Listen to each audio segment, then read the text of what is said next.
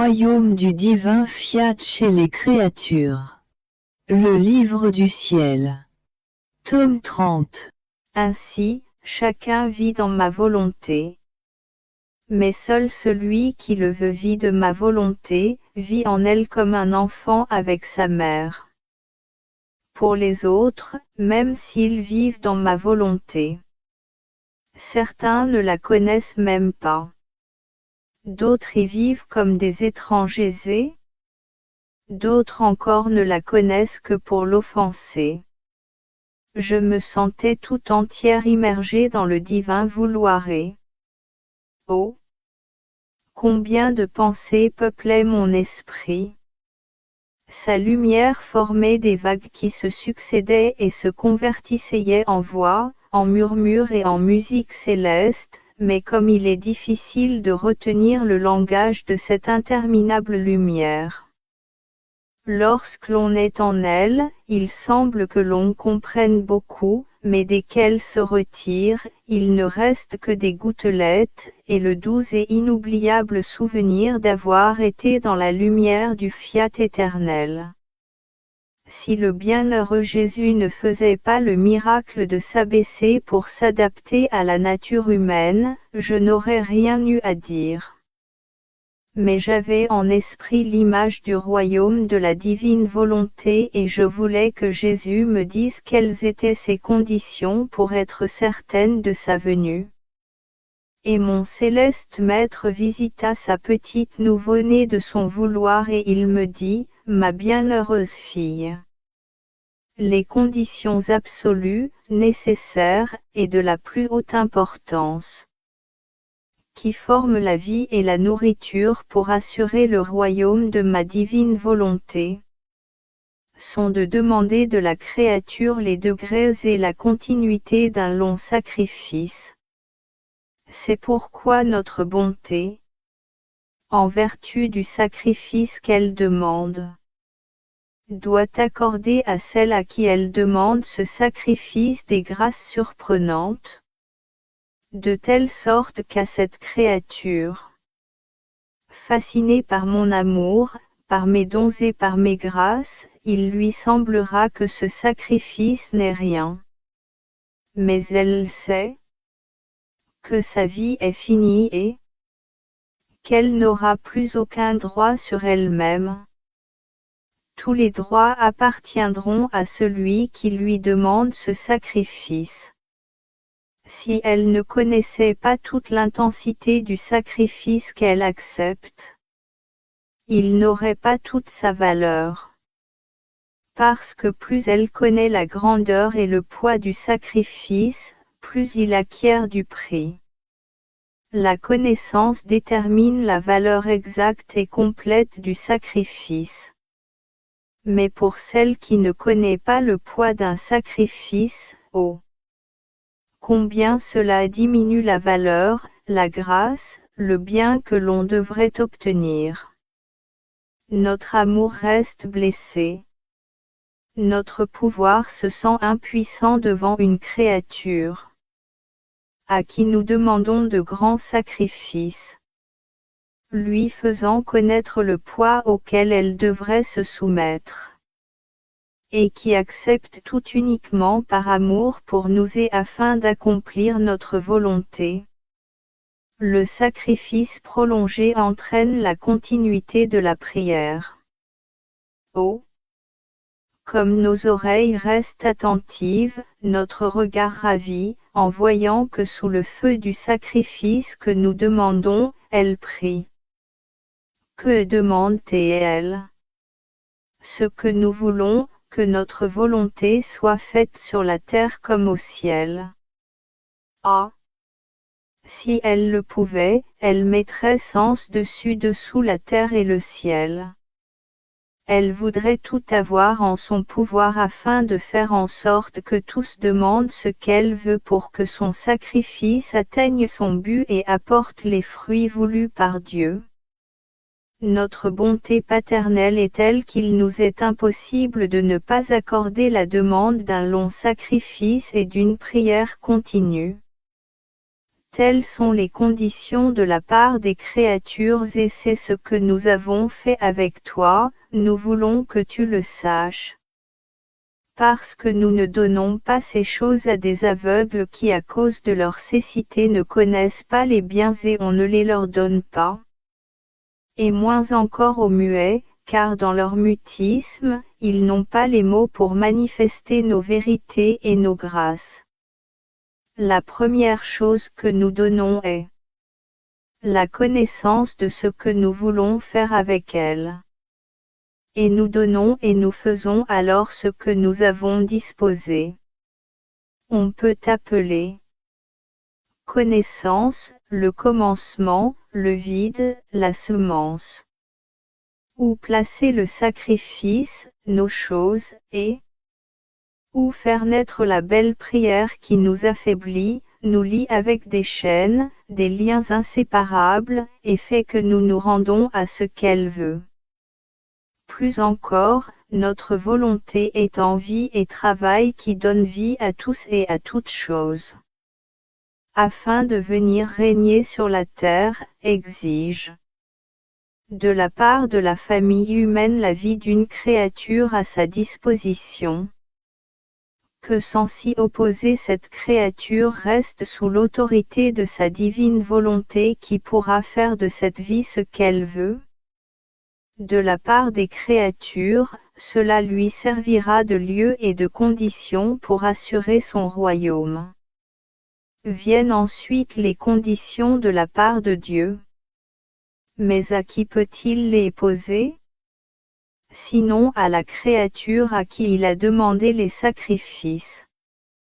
De sorte que, selon tant de manifestations de nombreuses vérités sur ma divine volonté, tout le temps passé à parler de son royaume et du bien qu'il veut et devrait faire, sa longue souffrance d'environ 6000 ans depuis qu'il veut régner et que les créatures l'ont rejeté, les nombreuses promesses de bien qu'il veut donner, de bonheur et de joie si elles le laissent régner. Tout cela n'était que des assurances que j'ai données à la créature, de ce royaume de mon fiat. Ces assurances étaient faites et scellées dans cette chose très sacrée et très précieuse qui se trouve dans le centre de feu de ton sacrifice voulu par nous. Je peux dire que je ne me lasse jamais de donner des assurances. Tu pourrais dire que je reviens toujours avec de nouvelles manières, de nouvelles vérités, de nouvelles formes et des images surprenantes sur ma divine volonté. Je n'en aurais jamais dit autant si je n'avais été certain que mon royaume pouvait avoir son règne sur la terre. C'est pourquoi il est pratiquement impossible que mon discours prolongé et un sacrifice aussi continuel de ta part ne produise pas les fruits tant attendus. De la part de Dieu et de la part des créatures.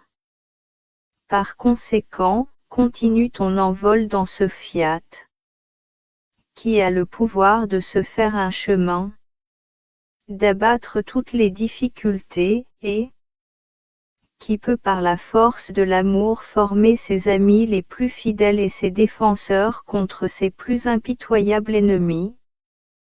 Puis il ajouta, ma fille, ma conception, ma naissance, ma vie cachée. Mon évangile, les miracles, mes souffrances, mes larmes. Mon sang versé et ma mort ont tout réuni, ont formé une invincible armée en vue d'accomplir ma rédemption. Ainsi, toutes mes manifestations de ma divine volonté, du premier au dernier mot que je vais dire, devraient servir à former l'armée entraînée. Avec amour, avec une force invincible. Avec une lumière irrésistible, avec un amour transformant. Cette armée jettera sur les créatures un filet. Si elles veulent s'en dégager, elles ne feront que s'y empêtrer au point de ne plus savoir comment en sortir. Pendant qu'elles chercheront à en sortir, les très nombreuses manifestations de ma volonté continueront à les assaillir et à étendre encore le filet. Se voyant alors tout empêtrée, la créature prendra plaisir à toutes les beautés de la vérité et elle se sentira heureuse d'avoir trébuché dans le filet de mes vérités manifestées. Ces vérités formeront ainsi l'accomplissement du royaume de ma divine volonté. Chaque manifestation de ma volonté est ainsi une arme qui devrait servir à l'accomplissement d'un royaume si saint. Si je l'ai manifesté et que tu n'en parles pas, tu le priveras des armes nécessaires. Par conséquent, sois attentive. Tu dois de plus savoir que toute parole qui sort de la sagesse incréée contient vie, substance, œuvre et enseignement. De sorte que chaque vérité manifestée sur notre divine volonté aura dans notre royaume sa propre fonction. Bien des vérités serviront à former et à faire croître la vie de la divine volonté dans la créature. D'autres auront pour tâche de la nourrir. D'autres seront chargés de la défendre en formant une armée autour de la créature. Si bien que nul ne pourra la toucher. Tu vois par conséquent la nécessité de mon discours continuel et des nombreuses vérités que j'ai manifestées. C'est un royaume que je devais former. On ne peut pas le constituer avec quelques paroles, quelques actes et quelques fonctions. Il en faut un grand nombre. Et chacune de mes vérités a la vertu d'occuper une fonction afin de maintenir un ordre parfait, une paix éternelle. Ce sera un écho du ciel et les créatures baigneront dans une mer de grâce et de bonheur, sous un soleil sans nuages. Le ciel sera toujours serein. Mes vérités sur ma divine volonté seront les seules lois qui régneront. Car les créatures y entreront pour vivre sous les lois de ce royaume. Non d'oppression, mais d'amour. Ce seront des lois qui se feront doucement aimer. Parce que les créatures trouveront en elles la force, l'harmonie, le bonheur et l'abondance de tous les biens. Par conséquent, courage et va toujours de l'avant dans ma divine volonté. Je retourne toujours dans le sein divin vouloir et ne peux faire autrement car étant la vie, c'est toujours la vie, le souffle, le mouvement et la chaleur que l'on sent. C'est ainsi avec la divine volonté. Lorsqu'on la ressent, c'est sa vie, sa chaleur, son mouvement et tout ce qu'elle contient qui est ressenti. Avec seulement cette différence que l'on fait attention, tantôt à une chose qui renferme la vie, tantôt à une autre. Et je me disais, comment une créature peut-elle redevenir belle et sainte comme elle l'était en sortant des mains créatrices de Dieu, afin de réaliser le royaume du fiat au sein de la famille humaine. Mon bien-aimé Jésus me surprit en me disant, ma fille, toutes les œuvres de notre être suprême sont parfaites et achevées. Pas une seule n'est faite à moitié. La création est achevée et parfaite. De fait, les choses de nécessité absolue ne sont pas nombreuses comparées au luxe, à la splendeur de notre puissance, de notre amour et de notre magnificence. Faudrait-il que l'homme, celui pour qui toutes choses ont été créées, soit notre seule œuvre défectueuse et inachevée? De quoi s'agit-il? que notre fiat puisse avoir son royaume en chaque créature. Parce que l'homme a péché, il en est resté souillé et laid, et comme une résidence qui s'écroule, il est exposé aux voleurs et à ses ennemis. Comme si notre puissance pourrait être limitée, sans le pouvoir de faire ce qu'elle veut, comme elle le veut, et autant qu'elle le veut.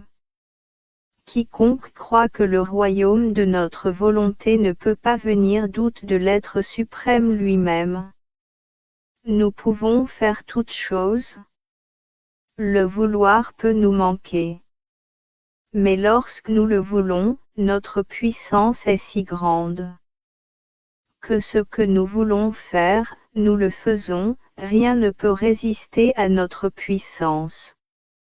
C'est pourquoi nous avons le pouvoir de réhabiliter l'homme, de le rendre plus beau qu'avant, plus fort qu'il ne l'était, et, avec le souffle de notre puissance enfermer dans les ténèbres de l'abîme les voleurs et les ennemis de l'homme. Si bien que l'homme, si loin qu'il soit parti de notre divine volonté, n'a pas cessé d'être notre œuvre. Bien qu'il soit désordonné, notre puissance, qui veut autour d'elle une œuvre accomplie et parfaite, mettra une limite au désordre de l'homme, à ses faiblesses. Elle lui dira avec son empire: là, ça suffit. Rentre dans l'ordre. Reprends ta place d'honneur comme œuvre digne de ton Créateur. Ce sont des prodiges de notre omnipotence que notre volonté va opérer et contre lesquels l'homme n'aura pas la force de résister. Mais sans y être forcé, il sera spontanément séduit et attiré par une force suprême, par un invincible amour. La rédemption n'était-elle pas un prodige de notre puissance, voulu par notre volonté et par notre amour qui sait tout conquérir, même les plus noires ingratitudes, les fautes les plus graves, et répondre par l'amour là où l'homme ingrat l'a le plus offensé. Si mon royaume était attiré par l'homme, il est certain qu'il ne pourrait pas revenir même avec les secours de ma rédemption, parce que l'homme n'est pas disposé à les prendre. Beaucoup ne cessent pas d'être pécheurs, faibles, souillés par les fautes les plus graves, mais attirés par ma puissance, par mon amour. Lorsque les deux déborderont un peu plus pour le toucher, avec ma volonté, pour le conquérir, l'homme se sentira ébranlé et renversé, de telle sorte qu'il renaîtra du mal vers le bien et reviendra dans notre divine volonté d'où il est sorti, afin de reprendre son héritage perdu. Sais-tu en quoi tout repose? Tout repose en ce que ma volonté le veut et en a décidé ainsi par ses divins décrets. S'il y a cela, tout est fait. Et cette décision est si vraie qu'il y a des faits. Tu dois savoir que lorsque je suis venu sur terre comme Rédempteur, ma sainte humanité contenait en même temps tous les actes de ma volonté, comme dépôt à donner à la créature. Je n'avais pas de besoin parce que j'étais la divine volonté elle-même. Mon humanité a alors agi en mère très tendre, en enfermant en elle-même autant de naissances de ma volonté que d'actes qu'elle a accomplis, afin de leur donner le jour et la naissance dans les actes des créatures pour former dans leurs actes le royaume des actes de mon fiat. C'est pourquoi mon fiat reste là, comme une mère, attendant avec un amour qui le met au supplice, de donner le jour à ces naissances divines. L'autre fait est que j'ai moi-même enseigné le Paternoster, afin que tous puissent prier pour que mon règne arrive et que ma volonté soit faite sur la terre comme au ciel. Si mon règne ne devait pas venir, il aurait été inutile d'enseigner cette prière. Je ne sais pas faire des choses inutiles. De plus, toutes ces vérités manifestées sur ma divine volonté ne disent-elles pas clairement que ce royaume viendra sur la terre, non par l'œuvre des hommes, mais par celle de notre omnipotence. Tout est possible lorsque nous le voulons. Nous facilitons autant les petites choses que les grandes parce que toute la vertu et la puissance sont dans notre acte et non dans le bien que reçoit l'acte de notre puissance. En fait, lorsque j'étais sur terre, ma puissance courait dans tous mes actes. Le toucher de mes mains devenait puissance, comme l'empire de ma voix, etc. Et c'est avec la même facilité que je rappelais à la vie une jeune fille morte depuis quelques heures et Lazare mort depuis 4 jours. Lui dont le corps dégageait déjà une puanteur insupportable. J'ai commandé qu'on lui enlève les bendiges. Et je l'ai appelé avec l'empire de ma voix, Lazare, sors de là. À l'appel de ma voix Lazare est ressuscité, la corruption a disparu avec la puanteur, et il est revenu à la vie comme s'il n'était pas mort. Véritable exemple de la façon dont ma puissance peut faire renaître le royaume de mon fiat parmi les créatures. Voilà un exemple palpable et certain de ma puissance. Que malgré le fait que l'homme soit corrompu, que la puanteur de ses fautes l'infecte plus qu'un cadavre et qu'il peut être appelé un malheureux couvert de bendiges, qui a besoin de l'empire divin pour le dégager des bendiges de ses passions. Mais si l'empire de ma puissance le revêt et le veut, sa corruption n'aura plus vie. Il se relèvera en bonne santé et plus beau qu'avant. Par conséquent, on peut tout au plus douter que ma divine volonté ne le veuille pas. Parce que les hommes pourraient ne pas mériter un si grand bien. Mais douter que ma puissance pourrait ne pas pouvoir le faire, cela, jamais. Mon abandon dans le divin vouloir continue. Je me sens comme une petite enfant nourrie à petites gorgées de cette nourriture céleste qui produit dans mon âme force et lumière, et une indescriptible suavité.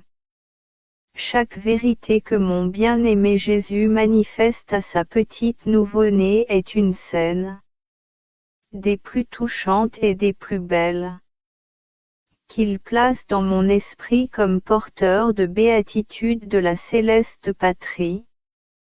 Je me sentais ainsi immergé dans un grand nombre de vérités du fiat suprême et mon aimable Jésus, rendant visite à sa petite enfant, me dit: Ma petite fille de mon vouloir, tu dois savoir que si notre être suprême donnait à la créature le ciel tout entier, le soleil, la terre et la mer, il ne donnerait pas autant que lorsqu'il lui communique les vérités sur la divine volonté.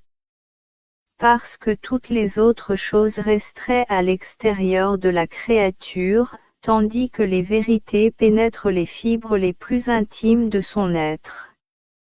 Je façonne le cœur, les affections et les désirs, l'intellect, la mémoire et la volonté pour les transformer tous en vie de vérité.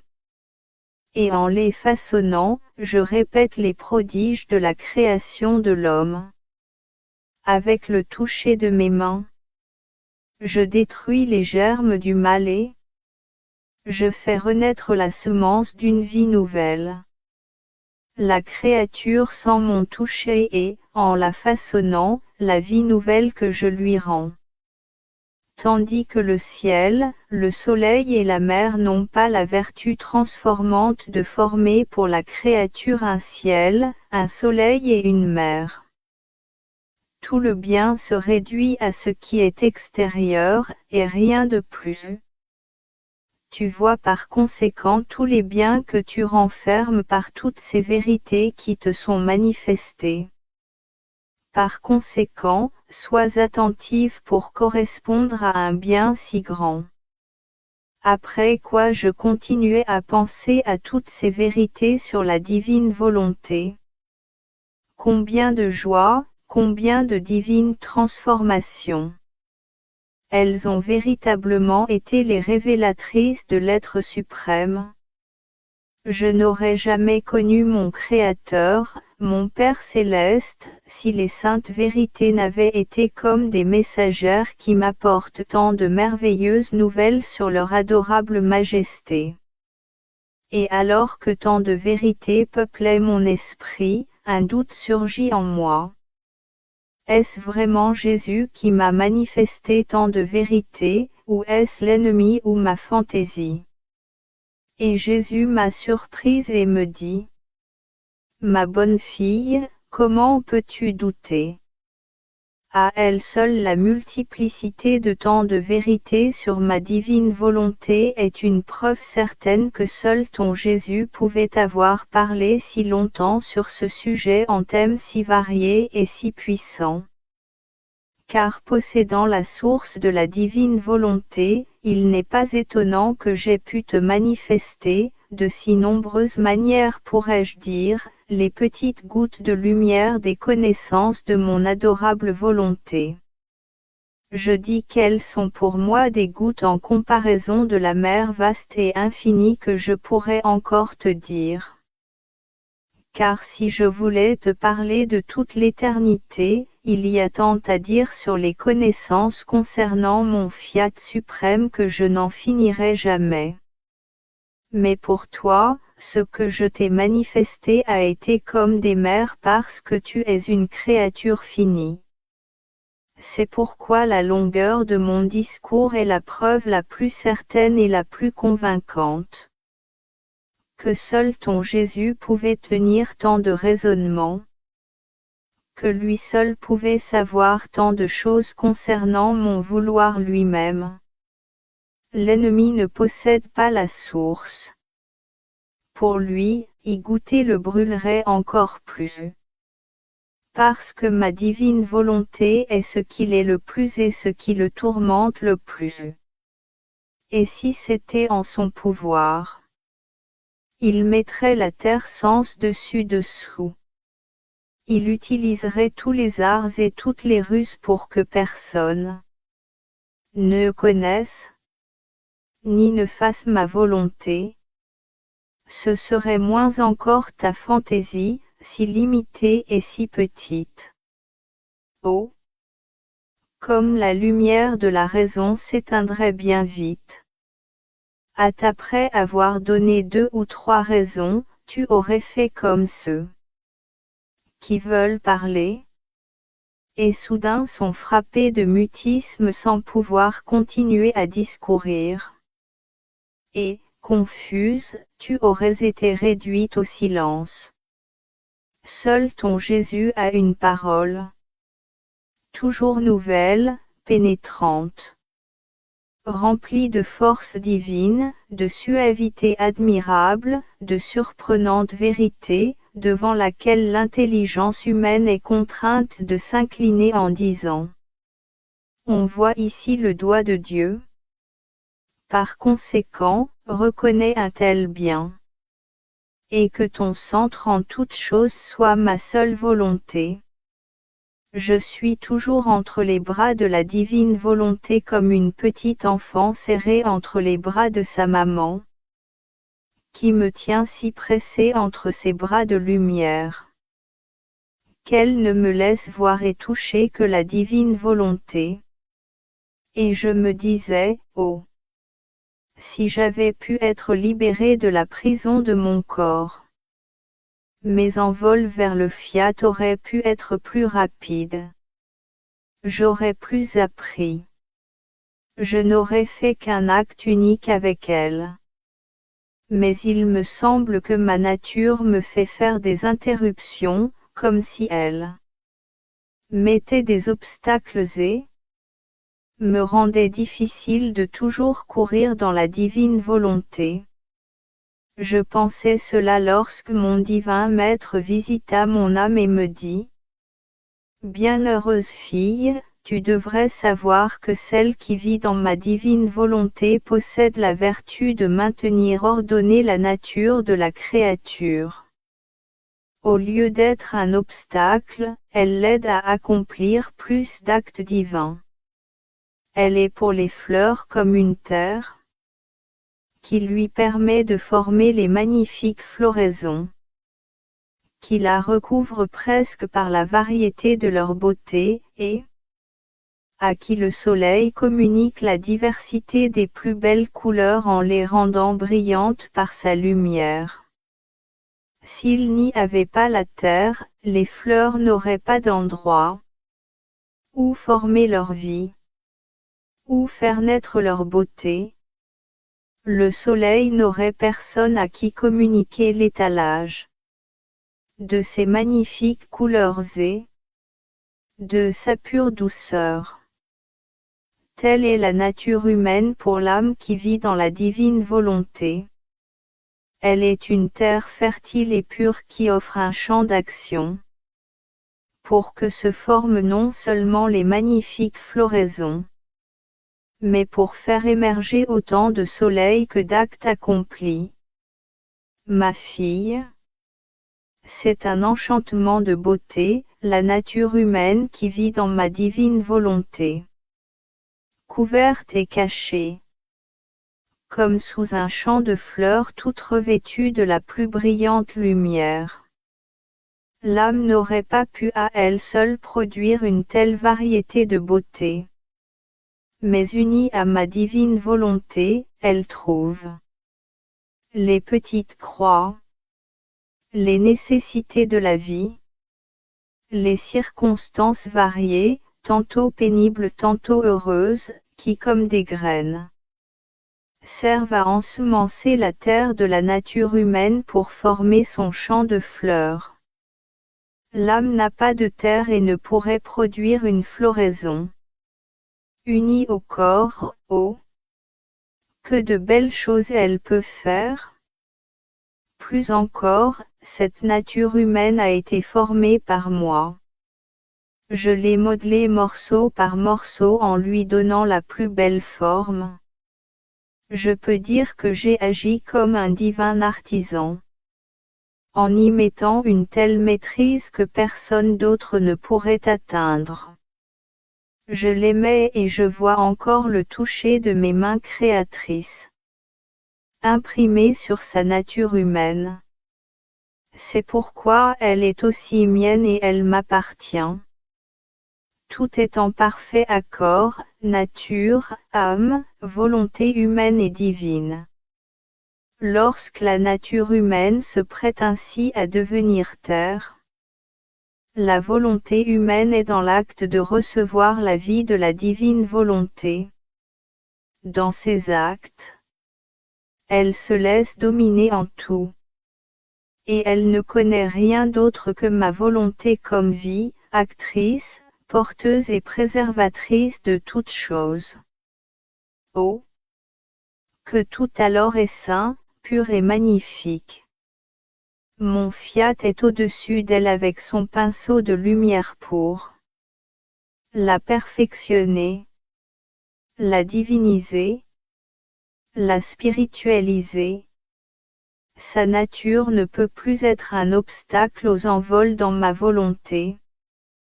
Tout au plus peut-elle être pour toi un obstacle à ton vouloir, auquel tu dois ne jamais donner vie, afin que dans ta terre il n'y ait pas de peur.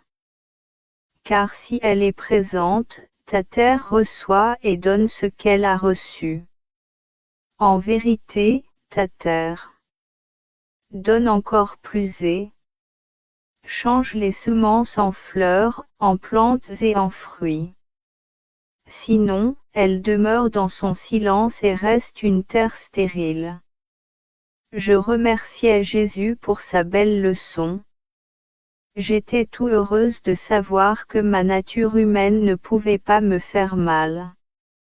Au contraire, elle pouvait m'aider à faire grandir la vie de la divine volonté dans mon âme, et je continuais mes rondes, mes envols dans ses actes.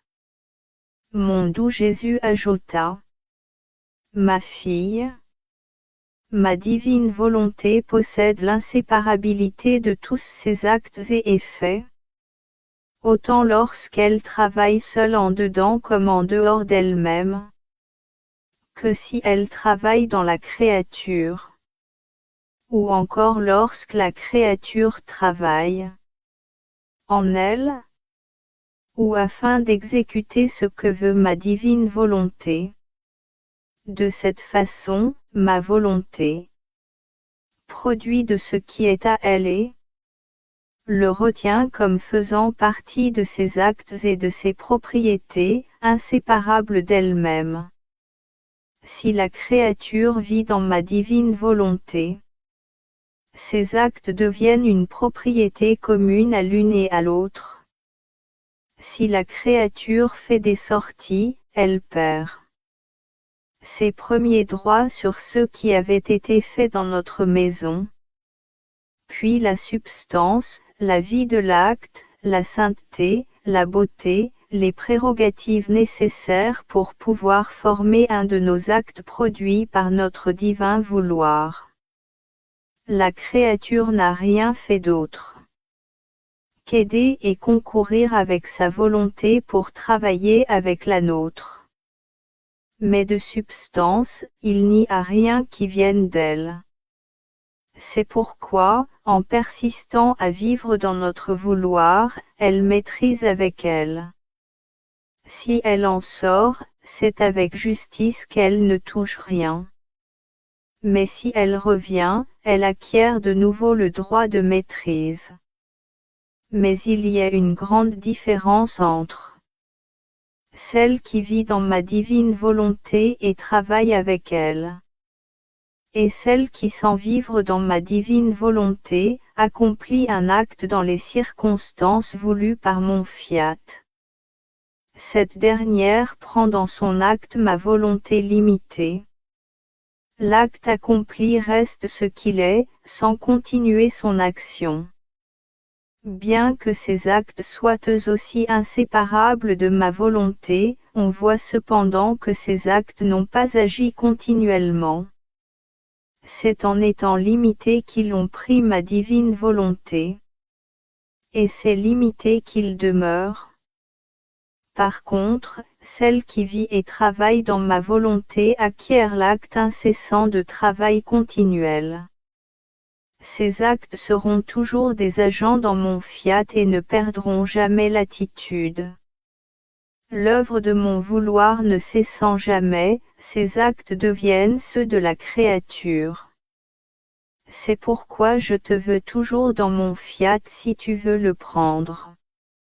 Non de façon limitée et par gouttes, mais comme une mer, afin d'en être si rempli que tu ne verras et tu ne toucheras rien d'autre que ma divine volonté. Mon abandon dans le divin fiat continue. Je ressens son appel dans tous ces actes qui sont dans le ciel, dans le soleil, dans la mer, dans le vent et dans les actes accomplis dans la rédemption. Parce que rien n'existe qui ne soit sorti du divin vouloir. Et il m'appelle pour me dire: j'ai tout fait pour toi. Viens jouir de tout ce qui t'appartient et que j'ai créé pour toi. Ne sois pas étrangère à tout ce qui est à toi et ne laisse pas seul et isolé nos possessions. Viens faire entendre ta voix pour qu'elle résonne dans toutes les choses créées. Fais-nous entendre le doux bruit de tes pas.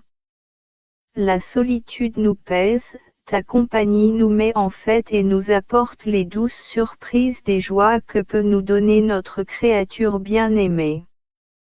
Mon esprit tournait dans ses œuvres. Alors mon aimable Jésus visita ma pauvre âme et il me dit: Bienheureuse fille de mon vouloir. Toutes les choses créées l'ont été pour les créatures. Ainsi ma divine volonté est restée en chacune d'elles pour appeler la créature. Car elle ne voulait pas rester seule. Mais elle voulait y voir celle pour qui les choses ont été créées afin de lui en donner les droits et de ne pas être frustrée du dessein pour lequel ma volonté les avait créées, et qui entend cet appel. Celle qui possède ma volonté comme vie. L'écho de ma volonté qui se trouve dans les choses créées forme le même écho dans l'âme qui la possède. Il la porte entre ses bras là où mon vouloir l'appelle. Et comme l'âme détient les droits que je lui ai donnés, si elle aime, toutes les choses créées disent amour. Si elle adore, elles disent adoration. Si elle remercie, elles disent merci. De sorte que on peut voir voltigeur dans le ciel, le soleil, la mer, le vent et dans toutes choses, même dans le petit oiseau qui chante. L'amour, l'adoration, l'action de grâce de la créature qui possède ma divine volonté. Combien est vaste l'amour est tout ce que l'âme peut dire et faire, lorsque le ciel et la terre sont en son pouvoir. Mais ce n'est rien encore. Tu dois savoir que pour l'âme qui possède ma divine volonté, la divine omnipotence entre dans ses œuvres et une véritable puissance veut se diffuser partout et en tout, pour tout rappeler dans cet acte. Comme son empire se fait sentir partout, ma volonté attire l'attention de tous. De sorte que tous ressentent la puissance active de mon fiat dans l'acte de la créature. Parce que je peux appeler cet acte non le sien, mais le mien. Les anges et les saints se trouvent en possession de ma volonté. Tout ressentent un courant de sa puissance couler dans la création et cherchent à la recevoir.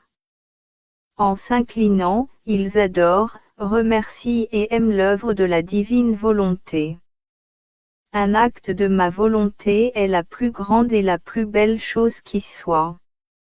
Au ciel et sur la terre, un seul de ces actes possède toute la puissance. Ainsi que ma volonté œuvre seule ou dans l'acte humain, elle peut apporter l'innovation, la transformation de toute chose et faire naître des choses nouvelles qui n'existaient pas encore. Un acte de ma divine volonté prend sa place dans l'ordre divin avec son empire tout-puissant, il règne sur tout. Il règne par son amour séduisant, sa beauté ravissante, avec ses joies et ses douceurs infinies.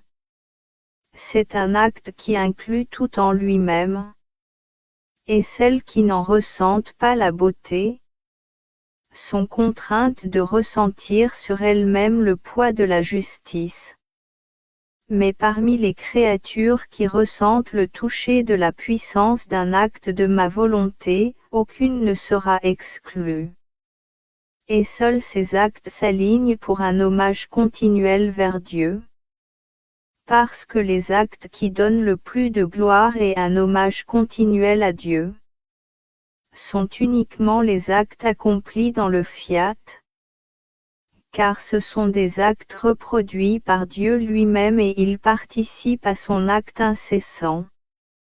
Après quoi je faisais mes actes dans la divine volonté. Mon doux Jésus ajouta: Ma fille, l'âme qui vit dans ma volonté est dans l'acte continuel de renaissance dans les actes qu'elle accomplit en elle. Si elle aime, elle est dans l'acte continuel de renaître dans l'amour divin. Elle forme alors en elle la vie de l'amour, qui prend la primauté dans tout son être à travers ses battements de cœur, sa respiration, ses mouvements, ses regards, ses passés, sa volonté, et tout le reste devient amour. Chaque fois qu'elle renaît, l'amour grandit, cet amour qui est vie. Dans l'acte de toujours renaître et grandir, il y a la force qui ravit et qui blesse, et qui en même temps qu'elle nous blesse, nous ravit, mais avec notre puissance divine elle-même. Nous sentant blessés, nous faisons jaillir notre amour de nos plaies et nous blessons notre créature bien-aimée. Avec chaque nouvelle naissance nous redoublons notre amour pour elle. Ainsi, lorsqu'elle répare, et autant de fois qu'elle répare dans notre volonté, elle renaît dans la divine réparation et elle forme la vie de réparation dans son âme, de sorte que le souffle, le mouvement, la volonté et tout son être acquièrent la vie de réparation. Et comme ce n'est pas avec un acte unique qu'elle nous fait réparation, mais avec une vie entière. Cette vie détient le pouvoir désarmant. En nous désarmant, elle convertit les fléaux en grâce. Il en est ainsi pour tout ce que la créature peut faire dans notre divine volonté. Ce sont des vies qu'elle acquiert qui sont nourries par nos sources divines. Ainsi lorsqu'elle nous loue, nous rend grâce, nous bénit dans notre divine volonté, elle forme une vie entière d'action, de grâce, de remerciement, de louange et de bénédiction envers son Créateur. Chaque fois qu'elle le fait, alors qu'elle renaît et grandit dans ses actes, elle forme la plénitude de la vie. Ainsi, chacun de ses battements de cœur, chaque souffle, chaque pensée et chaque parole, chacun de ses pas, le sang qui circule dans ses veines, chaque particule de son être dit: Je t'aime, je te remercie, je te loue, je te bénis.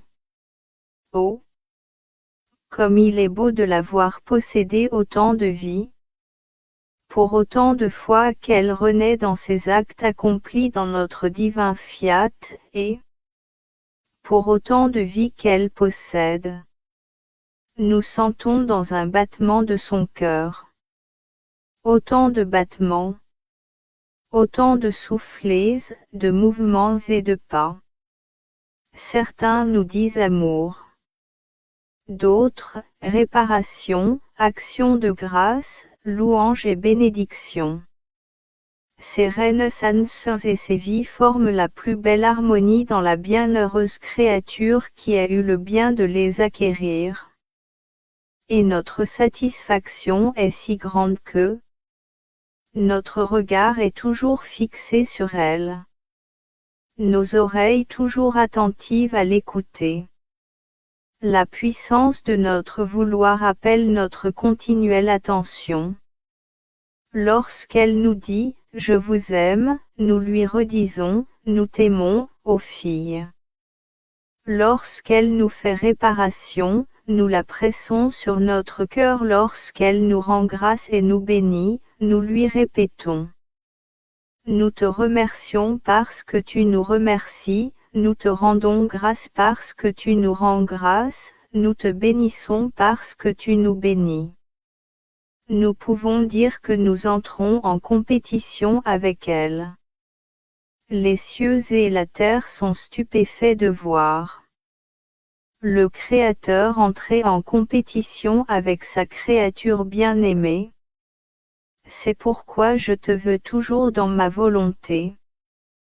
Parce que c'est en elle que tu nous donnes de faire, de dire et de former notre exutoire d'amour. Je me sentais tout immergé dans le divin vouloir. Une foule de pensées préoccupait mon esprit, mais toujours sur le fiat lui-même. Car en lui, on ne peut penser à rien d'autre.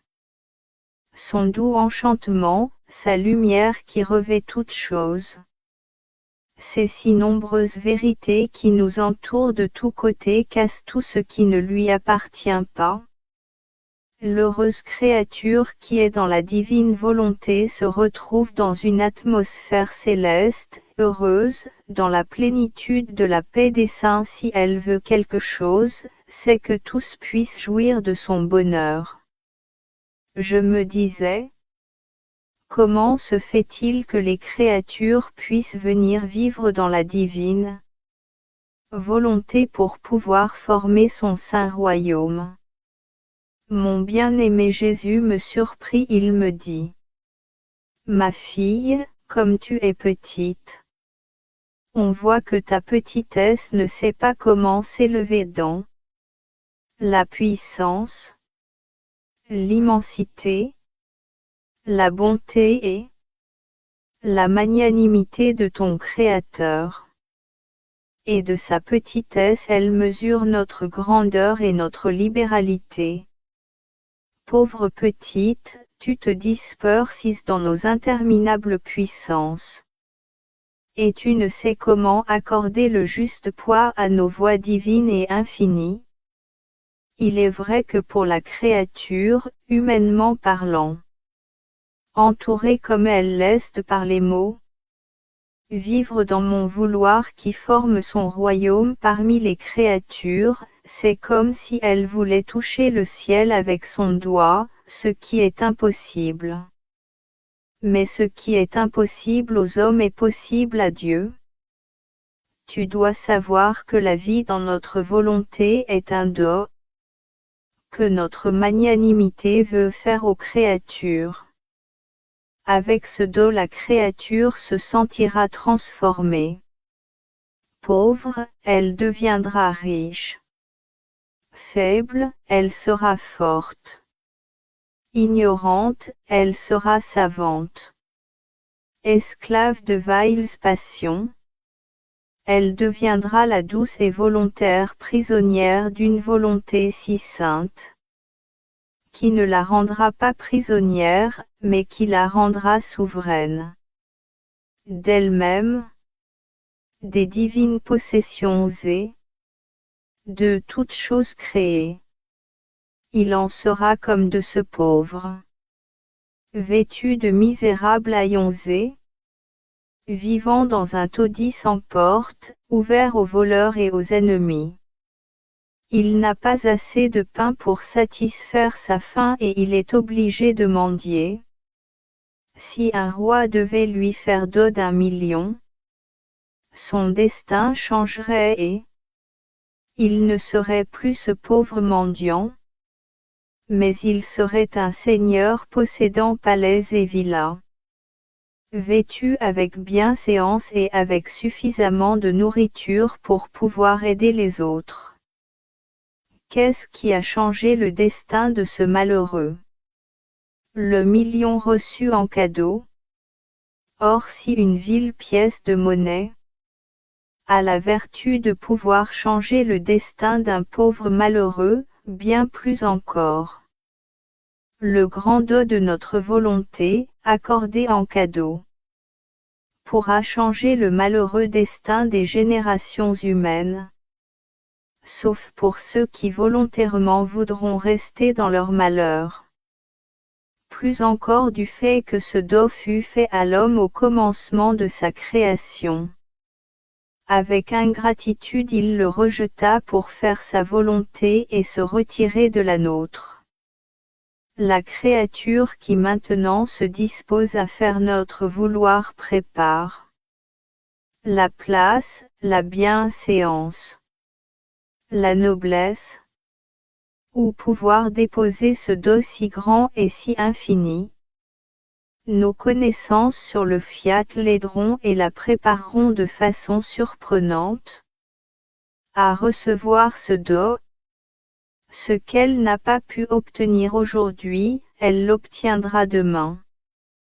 Par conséquent, je fais ce que ferait un roi qui voudrait élever une famille jusqu'à des liens de parenté avec sa réelle famille. Pour cela, le roi prend d'abord un membre de cette famille. Il le place dans son palais, l'élève, le nourrit à sa table. Il l'habitue à ses nobles voies, lui confie ses secrets. Pour rendre cette créature digne de lui, il la fait vivre dans sa volonté.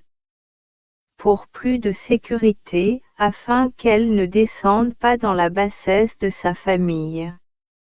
Il lui fait le dos de son vouloir pour qu'elle puisse y trouver sa puissance.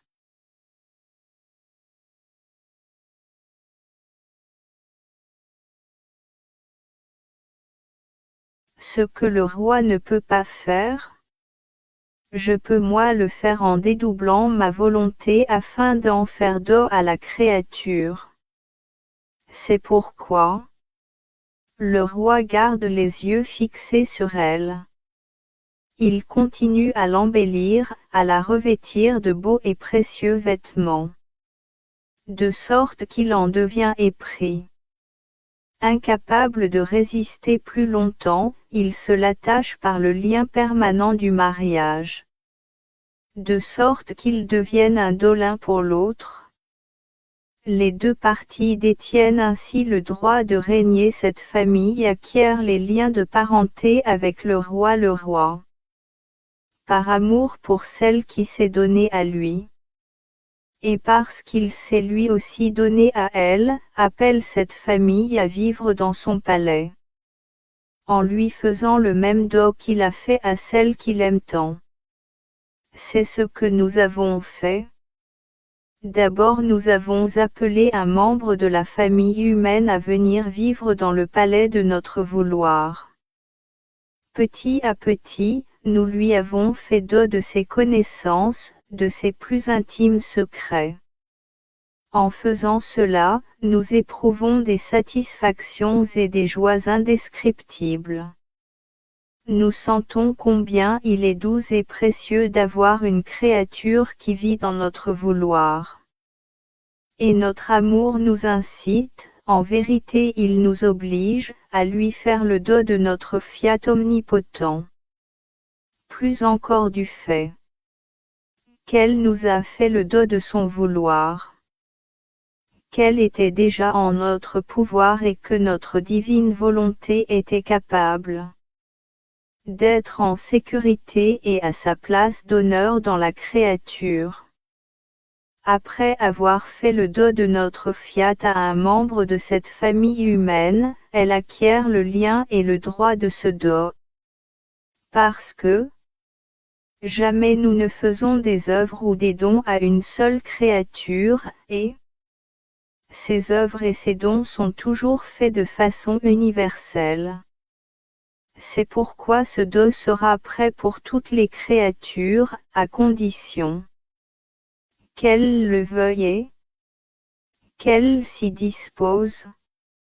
Ainsi le don de la vie dans ma volonté n'est pas une propriété de la créature et n'est pas non plus en son pouvoir. Mais il est un don que je fais quand je veux, à qui je veux et quand je veux. C'est un don du ciel fait par notre grande magnanimité et par un amour inextinguible. Avec ce don, la famille humaine se sentira tellement liée à son Créateur qu'elle ne s'en sentira plus éloignée, mais elle se sentira proche au point de pouvoir être de sa famille et de pouvoir cohabiter dans son palais. Avec ce Do, ses membres se verront si riches qu'ils ne sentiront plus les misères, les faiblesses, les passions belliqueuses. Mais que tout sera force, paix, abondance de grâce. En reconnaissant le Do, chacun dira: dans la maison de mon Père céleste, il ne manque rien. J'ai tout à ma disposition et toujours en vertu du Do que j'ai reçu. Nous faisons toujours des dons par l'effet de notre grand amour et de notre très haute magnanimité.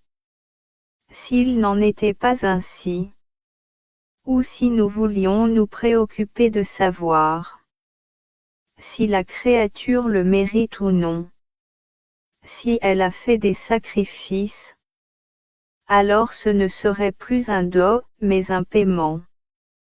Et notre Do deviendrait comme un droit et un esclave de la créature.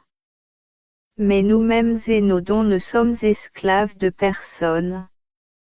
En fait, l'homme n'existait pas encore.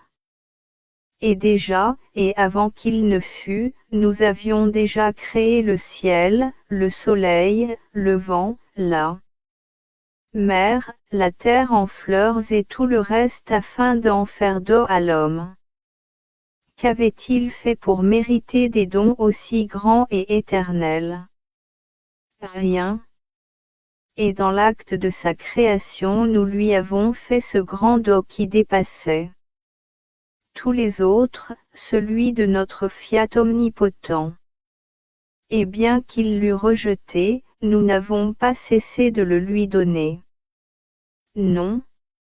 Mais nous tenons ce Do en réserve, afin de donner aux enfants le Do même que le Père a rejeté. Le Do est fait dans l'excès de notre amour qui est si grand, qu'il ne sait ce qu'il peut faire et qui ne se préoccupe pas des comptes, alors qu'il accorde un paiement si la créature accomplit de bonnes œuvres, se sacrifie elle-même. Il donne alors avec une juste mesure et selon ses mérites. Il n'en va pas ainsi dans le Do. C'est pourquoi la créature qui pourra douter de ce que cela signifie ne comprend pas notre être divin, ni notre ampleur, ni jusqu'où peut aller notre amour. Nous voulons cependant la correspondance de la créature, la gratitude et son petit amour. Je continuais à penser à la divine volonté et au grave mot du vouloir humain, et comment sans la vie du Fiat il est sans vie, sans guide, sans lumière, sans force, sans nourriture. Ignorant parce qu'il ne possède pas le maître pour lui enseigner la science divine. De sorte que sans la divine volonté la créature ne sait rien de son Créateur. On peut dire qu'elle est illettrée. Si elle sait quelque chose, c'est à peine l'ombre d'une voyelle, mais sans clarté. Parce que sans la divine volonté, il ne fait jamais jour et c'est toujours la nuit. C'est la raison pour laquelle Dieu est si peu connu. Le langage céleste, les divines vérités ne sont pas compris parce que la divine volonté ne règne pas comme vie du premier acte. Elle me semblait voir devant mon esprit la volonté humaine, mourant de faim, en haillons, crétine, salie, boiteuse et enveloppée d'une épaisse ténèbre. Comme elle n'est pas habituée à vivre de lumière et à la regarder, chaque petite lumière de vérité voile sa vue, la confond et l'aveugle encore plus. Oh! Combien il faut pleurer la grande infortune de la volonté humaine. Sans la divine volonté, il semble qu'il lui manque la vie du bien-né, la nourriture nécessaire pour vivre. Je pensais cela lorsque mon céleste maître me rendit sa petite visite et me dit: Ma bienheureuse fille, faire sa propre volonté est si grave que le mal ne serait pas aussi grand. Si la créature entravait la course du soleil, du ciel, du vent, de l'air et de l'eau. Et pourtant cette course causerait une terreur et un désordre tel que l'homme ne pourrait plus vivre. Et pourtant ce grand mal ne serait rien comparé à celui de faire sa propre volonté. Parce que la créature n'entrave pas alors la course des choses créées, mais celle du Créateur lui-même. En se retirant de notre volonté, Adam a entravé la course des dons que le Créateur devait donner à sa créature bien-aimée. S'il l'avait pu, il aurait contraint Dieu à l'immobilité. Notre être suprême, en la créant, voulait rester en correspondance continuelle avec la créature. Il voulait lui faire tantôt ce don, tantôt un autre. Il voulait lui faire tant de belles surprises, jamais interrompues. Mais en faisant sa volonté, la créature dit silencieusement à son Créateur: Retire-toi, je n'ai nul endroit où placer tes dons. Si tu me parles, je ne te comprends pas. Tes surprises ne sont pas pour moi, je me suffis à moi-même.